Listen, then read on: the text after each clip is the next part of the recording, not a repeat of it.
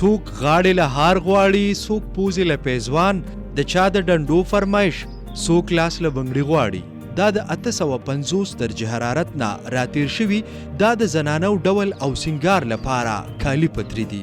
خو کله چې د کالو پترو ذکر کیږي نو د پیښور اندرشیر بازار مخې ته راځي. د پیښور اندرشیر بازار کوم چې له مودو راسي د سرو زرو، سپینو زرو، زیړو او ګلټو لپاره مشهور دی. دا په شیشو کې ښکارېدونکي کالي پتري ښکلي ښکاري، خو دا د ډېرو مرحلو نه راتیر شوي دي.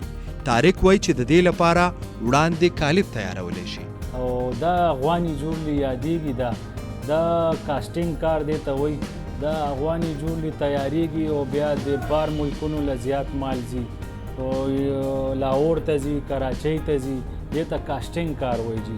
دا جي لاهور نه مټیریل راځي، دا موم دي، دا موم تیاریږي چې موم راځي، بیا موږ دلته د ډۍ نه دا وباسو، دا بیا داسې سټایل کې موږ ولګو، دا بیا داسې ګیلاس جي، داسې ګیلاس دې کې ورکو، دې کې مټیریلي پوډر هغه واچو، بیا داسې مشین یې هغې کې کیدو نو دا ته وسوځي. دا چې وسوځي پوډرو کې نقشه پاتې شي، نقشه کې بیا موږ چاندي اړو، ګیلټ اړو، چې سره زړ اړې سم اړوي که نه هغه بیا هم دا شی ته روځي تیار.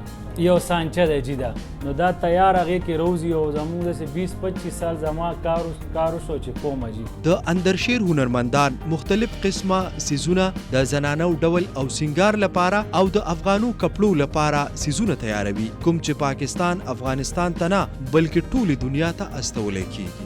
مخکې په دې پیل کې په دې اندرشیر کې د سونې او د خالص چاندۍ کار کېدو.